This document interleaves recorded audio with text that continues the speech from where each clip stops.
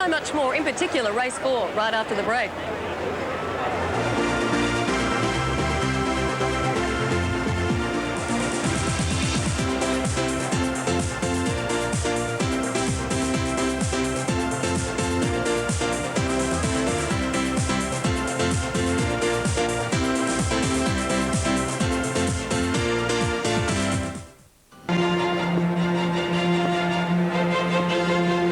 Welcome back to fantastic, fabulous Flemington. What else can we say?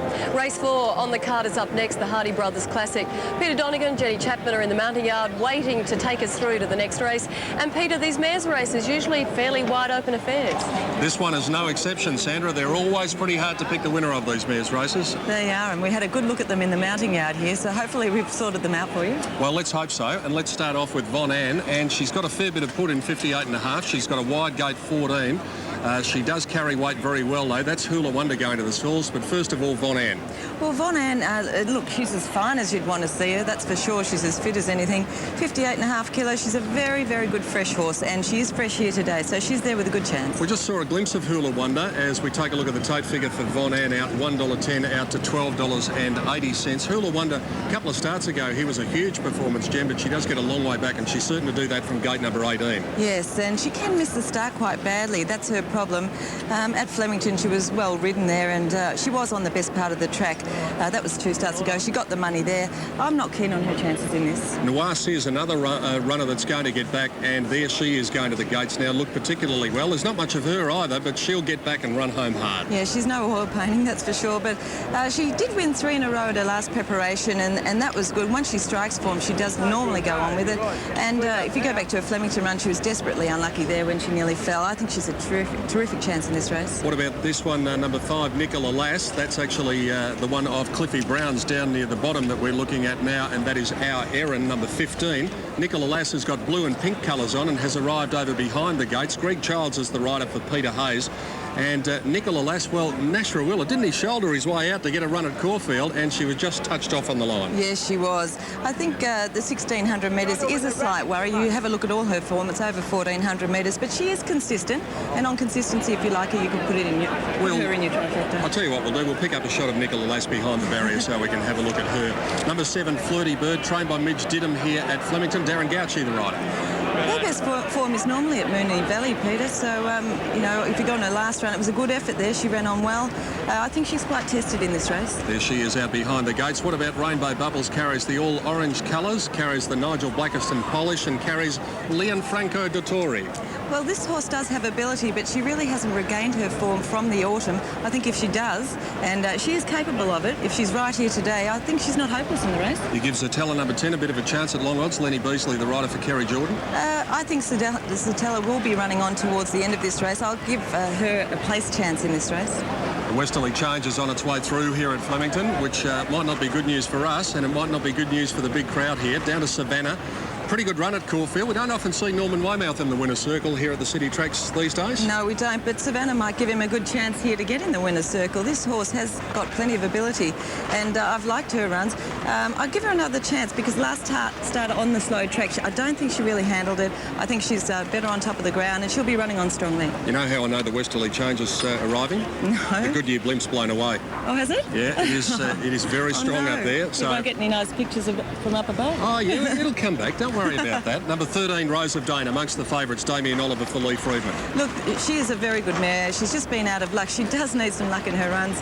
The last 2, forget them altogether, and she's got to come into this race with a strong chance. Well, I'm confused after all that. Make it a bit clearer for me. Well, I'll do my best. I like number 3, Nisoir, from number 13, Rose of Dane, and number 11, at a bit of value there, Savannah. We mentioned David Hayes was here, and we just saw him up there with Peter Hayes in the grandstand. Dan Malicki is also up in the grandstand in the commentary box, and he can run us through the totes.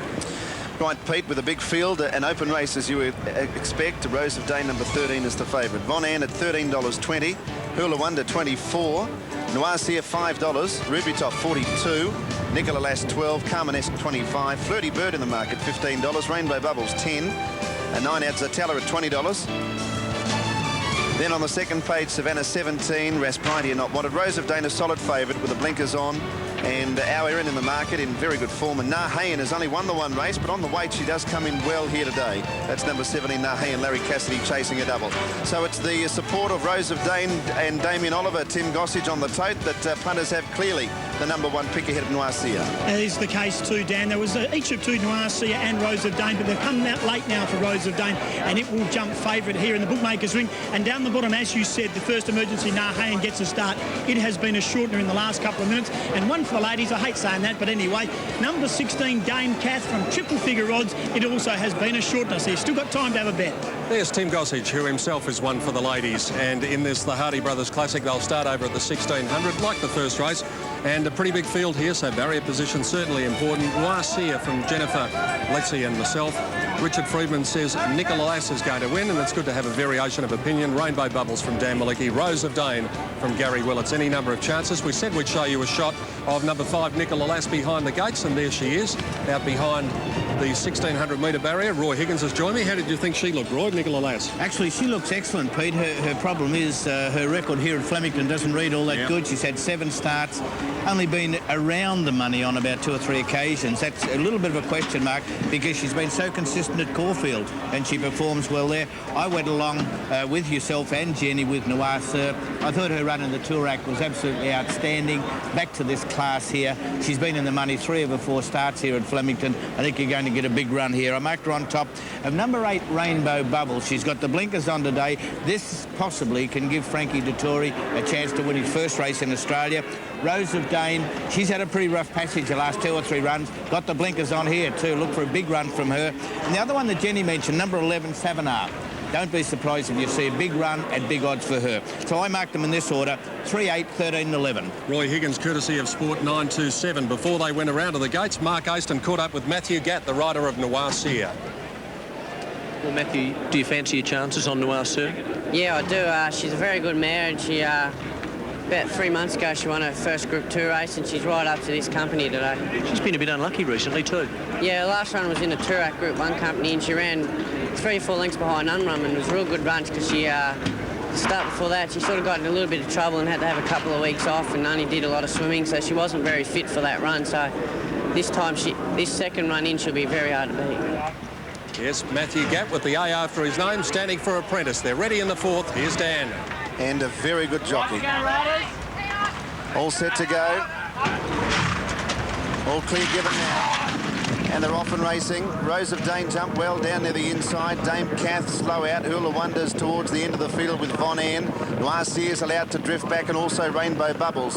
Whereas Rose of Dane went to the lead from Rasbrightia. Our Erin and Flirty Bird was handy to them. Carmanesque and the White Cap is going up 3 wide. Then Nicola Lass and Nahayan.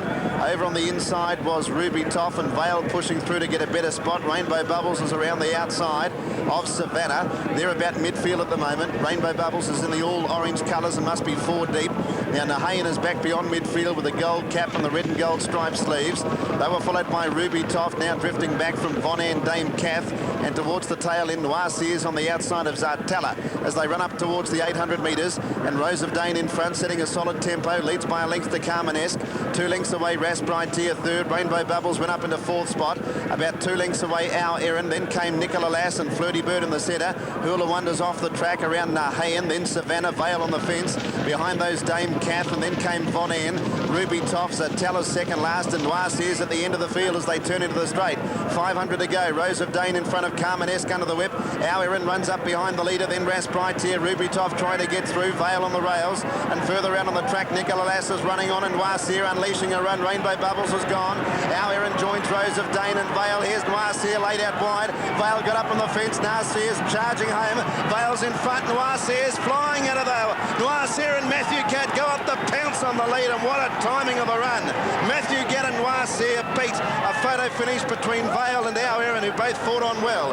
Then came Zartella, next came Savannah. Further back, Rose of Dane, Ruby Toff.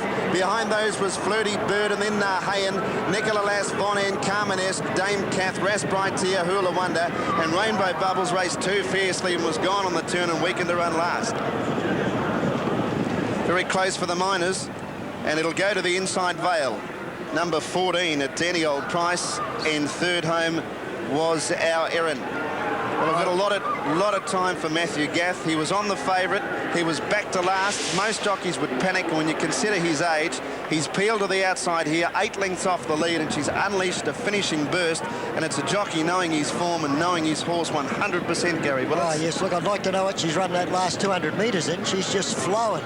And boy, wasn't he happy when he reached the line, Matthew Gatt. It was a so great he should run. be too. I was very disappointed for him to see he's not riding My Sienna today, because he is a young lad that is going to go places. I think one of the most promising jockeys that we'd have around at the moment, and he's only an apprentice. And what a big thrill to win a Group 2 $250,000 race. That's right. You can see that whip, the wave as he goes across the line. Now, here they are. She's right on the outside here. Should be 5 or 6 lengths off these leaders here. But by gee, she's got home at a great rate of knots. Official numbers are 3, 14 and 15. Fourth in Zartella, a nice run. And Rose of Dane, who made the play. She was wearing blinkers the first time. She was out of trouble today, but the effort told and weakened into fifth. Yes. She has got in a little bit here, Noir Sir. Like, she started off, I reckon, 8 or 9 wide, but boy, she has shifted in, but I don't think she's caused any trouble. Well, I'm sure Johnny we'll see Letts a big smile on Matthew's face here, Gary. I think so, and Johnny Letts has got the winning jockey, Matthew Gatt. Yeah, Matty, your biggest win ever, and it's at the Melbourne Cup Carnival. Yeah, it's always good to ride a winner on Melbourne Cup Carnival. Apprentices don't really get much of a go, but thanks to Mark and the owner, he's kept me on this mare. Yeah, Graham, yeah, he's a great guy. And he's in Adelaide when you won the Sedgwick Classic on her. Yeah. And she travels very well for this mare. Yeah, I sort of got back further than what I really wanted to, but she just was a class above him. I bring it to the outside and she just let go. It was good. I would say there'd be some big celebrations tonight. Yeah, there will be. Yeah, and then it's your biggest race win, a $250,000 race, Matt. Yeah, it is, you know. That's my 3rd Group 2 win of it. On Derby Day, it's just something special. I tell you what, it's not going to be your last one, though, because it was a beautiful ride. Yeah, I hope not. Yeah. Thanks, Matty, and good luck for the rest of the carnival. Thanks. Yeah, lovely patient ride there by Matthew Gatt aboard that mare Noir Seer, and you probably had heart palpitations at the top of the straight, but the pace was pretty genuine. They decided on a different set of riding tactics for Rose of Dane today, and they got out the front and made the pace. And this horse Noir Seer, well, she just lengthened over the last little bit and has run a fantastic race, especially over the last 200 metres. The sectionals would be quite astonishing, and trainer Mark Houlihan has just come and joined us down here in the mounting yard. Well done, Mark. Good, thanks very much. Any heart palpitations when she was so far back on the home turn? But it was a pretty genuine speed, wasn't it? Yeah, no, look, that's her style of racing. So, you know, if she'd have been forward, I'd have been surprised. So, you know, that's how she races. You know. He's a good rider, this young man. Yeah, he's done a terrific job on her. I think he's won about 4 out of 6 or 7, something like that on her, you know. So I don't mind putting him on. He's been a great little rider for her anyway, you know. So, and I think he's got a real future anyway, you know. So he's a good kid. He does what he's told, and he suits the horse, so he can stay on it. Yeah. Well, with that combination, you're always going to be hard to beat, Mark. Congratulations. Thanks a lot. Mark Houlihan, the winning trainer. Noir Seer, a great run, fantastic effort. Matty Gatt driving it home in the 4th here at Flemington. The Hardy brothers will take a break and come back with the weight signal and the Super Tab dividends. You're watching the opening day of the 1999 Melbourne Cup Carnival.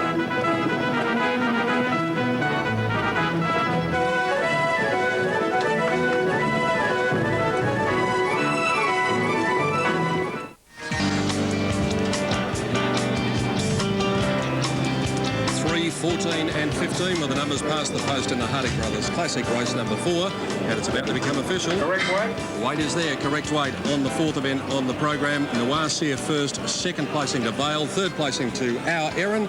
With the correct weight signal there, here are the official dividends with Dan Malicki.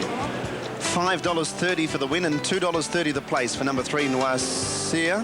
14 Vale, $25.60. What a place dividend that was. And now Erin third, $4.10. The Quinella, $344.60. Trifecta, $6,096.10. And the race-to-race double, $183.90. Noir Seer well in the market there. Goss, how did the bookies fare? Well, they fared a little bit better because Noir Seer was a bit of a drifter there. Did open up favourite, but in the end, the favourite, of course, was the unplaced ride for Damien Oliver, Rose of Dane. Bit of money for Shogun Lodge in the Derby in race 6. So the top weight, Shane Dyer's mount, is Shogun Lodge. It's been well specced. And in the next, Dan Glisser has opened up favourite. I can tell you, Peter Donegan, the biggest tip on course today has been for the Golden Dane. Damien Oliver's ride in the next. It is a massive tip in the bookmakers ring here this afternoon. Is that right? OK, we'll keep an eye on that and we'll cop the tip, Jen, won't we, for the Golden Dane?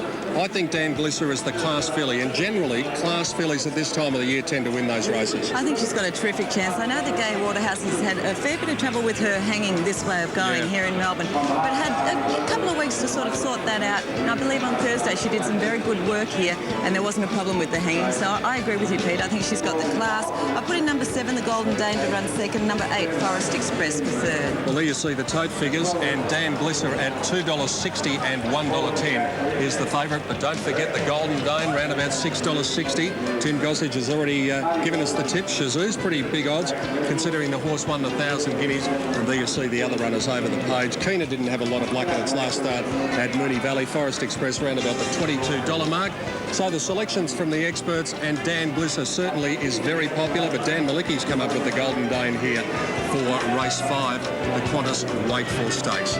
All right, we'll take a break from Flemington. Very shortly, we might catch up with Les Benton, who is the man who's gone from Racing Victoria over to Dubai. We might ask him about Sub-Zero because we've had an email wanting to know when Subby's going to Dubai. We'll find out from Les Benton very shortly. You're watching Network 10's live and exclusive coverage of the opening day of the Melbourne Cup Carnival.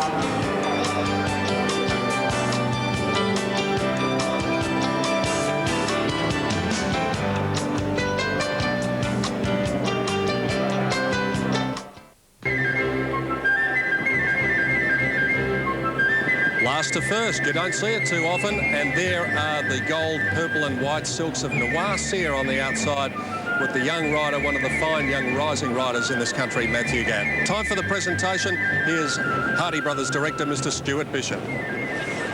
On behalf of Hardy Brothers, I'm delighted to present the winner of the Hardy Brothers Classic with this magnificent trophy. For all involved, it represents dedication, determination and teamwork, as well as much skill and talent. All of the characteristics are excellent and they go into a lot in jewellery making. Hardy Brothers has a considerable track record as a jeweller of more than 140 years standing and proud maker of the Melbourne Cup for almost 25 years. My sincere congratulations to owner Greg Trickner, and I'd like him to say a few words. Thank you to Stuart Bishop from Hardy Brothers, and as the winner makes its way back to the birdcage for a well-deserved bath, here's a fella that we've seen before, Les Benton. Welcome back to Flemington. Thanks, Peter. Great to be back. Well, it must be terrific to come back to the old stomping ground. Now, I mentioned the fact that Sub-Zero is going over to your part of the world. We've had an email from across the world to find out when Subby's going to be in Dubai. Tell us when. Well, he's coming over for the World Cup to be part of the parade and to just lead the Dubai World Cup field out, do it for each race, and just to ensure that Melbourne is recognised in Dubai at that time of the year. It'll further enhance Melbourne, and it'll also give Dubai a bit of a lift as well, I think. And knowing Sub-Zero, he might even make an appearance in the grandstand at some stage. Oh, well, what he did at Breakfast with the Stars was superb. But yeah, we're going to bring Sub-Zero out, and it's, you know, Melbourne Cup winner leading a Dubai World Cup field out. I think it's good. For those people who don't know, Les is the man probably more than anyone responsible for internationalising the Melbourne Cup, and you're now with Dubai. What's your position over there? I'm chairman of the Dubai World Cup and also chief executive of Emirates Racing Association, which is in control of 5 race courses in and around Dubai. So it's a great opportunity, a big job, and one that I'm looking forward to. I've been there 3 months. It's a big challenge and plenty of opportunities. As I say, the world's getting smaller, and we've earmarked a number of trainers and owners and horses to come to Dubai, not only for World Cup Day, but all race meetings throughout November and then through to April. What's the World Cup worth next year? In Australian dollars, the World Cup itself is $10 million, and the supporting program a further 10 million, so 20 million Australian on the one day. There's our email address there, Les, thecup@network10.com.au. So wherever people are watching around Australia or indeed around the world, because these pictures are being seen by more than 170 countries and territories throughout this week, they can get on the email and give us a question. I'm sure they wouldn't be able to come up with one that would stump you. Good to see you, though. Thanks very much, Pete. And I hope to see you in Dubai as well as a number of other Melbourne people. It'd be fantastic. Well, if you pay my fare over there, you'll see me there whenever you want me. Good idea, Pete. Cheers. Les Benton joining us here at Flemington. Let's head back to the marquee. Here's Sandra. Peter Donegan, don't you forget your mates if you're heading off to Dubai, any overseas trip. You better not forget the rest of us. I'd never forget you, Sol. You know that. There you go. Thanks, Peter. Well, I'm in the 10 marquee, and to all of our international viewers, this is the hub, the social hub of the entire carnival. And joining me now is, I guess, one of Australia's up-and-coming designers. And we're not talking in the fashion stakes. Natalie Bloom is the queen of aromatherapy and lifestyle products. Welcome. Thanks, Sandra. Now, Natalie, I should say, has just been named Clio Young Australian Woman of the Year. Highly successful entrepreneur. Started at quite a young age with about $5,000, and now you're exporting worldwide. That's right, yes. Things are going well for you? It's been quite phenomenal, actually. We're sort of selling all over the world, and the product range is increasing all the time. So it's been an exciting few years for us. What do you think sets your products apart from others? I always notice the packaging, but that can't be just it. You've got to open it up and have something, find something you want. I think we're filling a niche in the marketplace in that our products are they're good quality products, but they've got this quirky edge to them. So they're just light-hearted, fun products. Okay, and quickly, this afternoon's big race, the Derby. Now, you're a local girl. This is the first time you've ever come to the Cup Carnival. It is. I'm always sort of away. I usually take advantage of the long weekend and go away for 4 days. So it's the first time I've actually made it here. Well, we're grateful that you could join us. We just need a quick tip for the Derby today. Okay, I've got a well-informed tip from my taxi driver. So he suggested Diatribe. Oh, well, I think you could be on a winner. It's certainly one of the favourites. Thanks for joining us today, Natalie, and congratulations with your latest award, one of many, I know, and more importantly with the products. We hope they're a big hit. Thanks, Nat. Okay, thanks, Natalie. Well, we'll throw to a break and we'll be back with all the rest of the day's racing. Don't forget, this is Amy Victoria Derby Day. See you soon.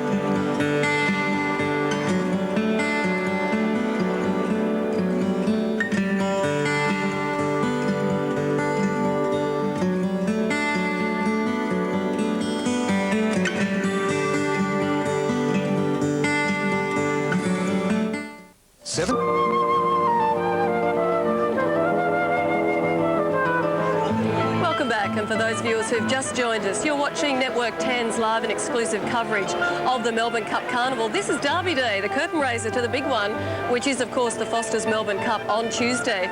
But, you know, the major race today is the Amy Victoria Derby. That's coming up very shortly. And we've also got plenty of other great items in store for you, in particular, a competition, your chance to win. Now, what you do need to remember is this competition, unfortunately, is only open to all of our viewers in Australia.